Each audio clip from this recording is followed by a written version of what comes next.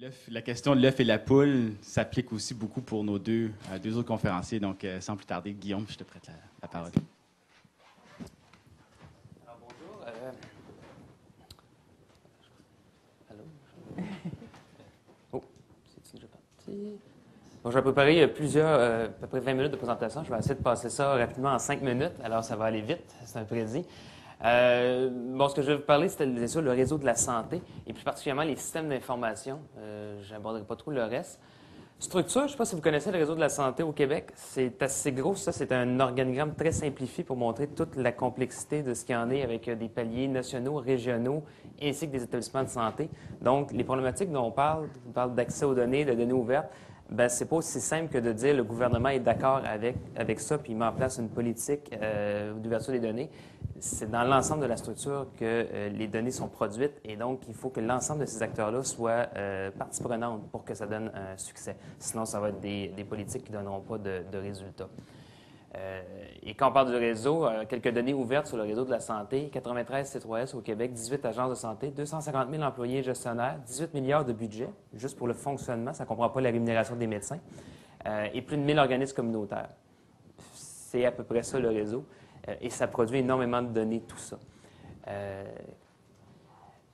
Système d'information, c'est ça qui va vous intéresser davantage.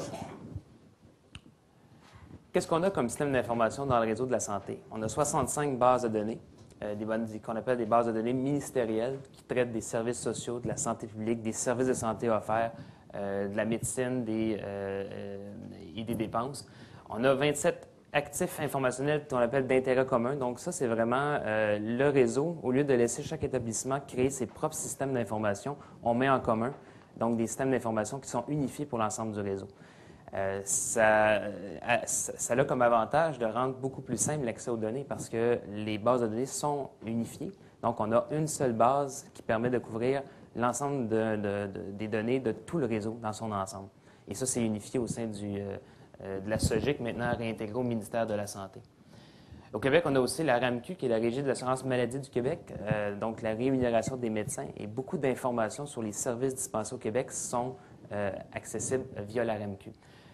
18 bases de données, notamment sur la rémunération et tout ça. Gros problème, la RAMQ vend ces données. Ce n'est pas accessible gratuitement et c'est très, très coûteux d'avoir accès aux données de la RAMQ. Je suis moi-même gestionnaire dans le réseau de la santé. On a accès à des données de la RAMQ et nous-mêmes, on paye pour y avoir accès. On a aussi des données de l'Institut national de santé publique, des données qui vont vous intéresser beaucoup sur l'état de santé des populations. Et souvent, ça, c'est déjà rendu public. Ça, c'est intéressant. Et aussi, les enquêtes fédérales sur la santé qui donnent accès à d'autres types d'informations. Donc, c'est gros. Et des exemples de ça, bon, si je regarde ce qu'on appelait les actifs d'intérêt commun, qu'est-ce que vous avez là-dedans? Vous avez, par exemple, la déclaration des incidents et accidents dans le réseau, tous les accidents qui surviennent, la gestion, les rapports de laboratoire qui sont là, tout ce qui est services de première ligne et les services offerts, ce sont tous des systèmes d'information unifiés dans le réseau, donc qui sont utilisés partout avec des bases de données communes.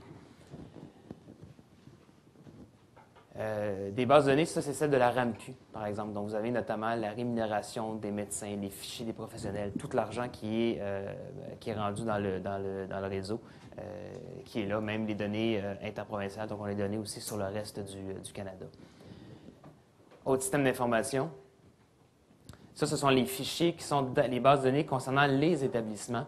Et les plus importantes sont celles qui sont cachées, APR, DRG, performance hospitalière. Et vous voyez que ce sont des systèmes d'information qui sont dits disponibles. Il y en a qui sont en développement. Mais ça, ce sont des données qui sont actuellement disponibles. Pas pour vous, mais pour le réseau. Donc, oui, je suis désolé, oui. Mais ils sont là, ils sont accessibles. Et vous voyez, bon, si on veut savoir salaire, salarié cadre, si on va avoir des éléments très, très, comme les fichiers des tumeurs, par exemple, des banques de recherche sur la santé des populations, il y a énormément de données qui sont disponibles. Certaines de ces données sont rendues publiques via l'Institut de la statistique notamment, donc des rapports qui sont préfabriqués, qui sont faits. Donc, on ne parle pas ici, encore une fois, de données ouvertes, mais il y a énormément de données qui sont quand même disponibles. Ici, vous avez les lits dressés par région. Pour savoir un peu c'est quoi l'offre de service, mais c'est possible d'avoir certaines données qui sont disponibles. D'autres données sont disponibles en open data. Vous avez ici ce qu'on appelle la M02, un fichier que d'ailleurs j'ai partagé récemment avec des gens qui travaillent là-dessus. Ce sont les fichiers de toutes les installations du réseau de la santé. Et vous avez ici donc l'installation, son adresse, ses coordonnées géographiques, le nom du directeur général, d'autres données. Donc vous avez une base, de base là, pour venir créer des applications sur lesquelles pourront éventuellement se greffer d'autres types d'informations. Et cette base de données-là, elle a un avantage, elle est mise à jour à tous les mois, parce que ça bouge beaucoup les installations du réseau de la santé. Et il y a énormément de lignes. Je ne sais pas si tu as fait le tour combien de lignes il y avait dans le fichier, mais quelques centaines au moins. Quelques milliers, bon. C'est quand même pas mal d'informations qui sont accessoirement disponibles. Où les trouver? Bien, je vous ai mis quelques bonnes adresses. Ça, c'est un site qui est très peu connu, Informa. Énormément de données qui sont disponibles là-dessus. La SOGIC, que je vous disais, pour avoir accès à l'infrastructure des systèmes d'information. Le tableau de bord de Santé Montréal et également la Caisse, mon employeur, l'Association québécoise des établissements de santé. Nous, on a l'expertise de la compréhension des bases de données parce que c'est excessivement compliqué. Et sur notre site, on a justement un rapport de 1200 pages sur l'ensemble des indicateurs qui sont disponibles dans les bases de données et la compréhension de ces systèmes d'information-là. Ça, c'était juste pour mettre plus proche. Un exemple de problème dans le réseau de la santé, on fait beaucoup de tableaux de bord qu'on veut rendre disponibles à la population. Le problème, c'est que ce sont des systèmes qui ne sont pas mis à jour très fréquemment. Ici, vous avez le tableau de bord de l'Agence de santé de Montréal où on peut voir des données. Ici, c'est sur les services en santé mentale. Donc, vous avez des données sur la qualité des services, sur l'efficacité, notamment avec les taux de suicide par territoire de C3S sur l'île de Montréal. Le problème, on le voit ici. Les dernières données datent de 2006-2007. Ça n'a pas été mis à jour depuis. C'est le gros problème. On a des belles initiatives, mais c'est très difficile d'assurer la pérennisation de ces belles initiatives-là. D'où l'importance pour nous aussi, le réseau, d'aller chercher l'appui de développeurs, de gens qui peuvent nous aider à poursuivre ces initiatives-là. Alors, en conclusion, quels sont les enjeux? Bien, j'ai dit tantôt l'enjeu de la gouvernance. Le réseau de la santé, c'est très complexe. Il ne suffit pas d'avoir une volonté de l'autorité centrale pour dire que ça va effectivement se faire. Ce n'est pas le ministère qui compile les informations, ce sont les centaines d'établissements à travers le Québec qui compilent ces données-là. Donc, c'est vraiment important. Et ça amène sur la question de la qualité de l'information. Ça, c'est un enjeu majeur du réseau. Les bases de données, jusqu'à tout récemment, étaient très, très peu exploitées au Québec. Donc, la qualité de l'information est vraiment déficiente. Il y a peu d'efforts qui ont été faits là-dessus. Et je vous dirais même que c'est un enjeu parce que beaucoup des décisions qu'on prend en matière de santé au Québec sont basées sur des systèmes d'information où l'information est vraiment déficiente. Il y a la question de la compréhension des données.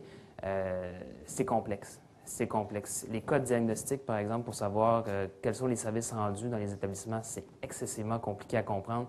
Les gens qui sont en mesure vraiment de connaître ces bases de données-là se comptent sur les doigts de la main au Québec. Les 5-6 personnes, puis j'en connais la plupart, là, on se les arrache, ces spécialistes-là, qui comprennent comment ça fonctionne. Donc, c'est vraiment difficile. Le développement des systèmes d'information, tout ce qui est l'évolution du dossier Santé Québec et du dossier clinique informatisé qui se fait, ça ne se fait pas présentement dans une optique d'ouverture des données.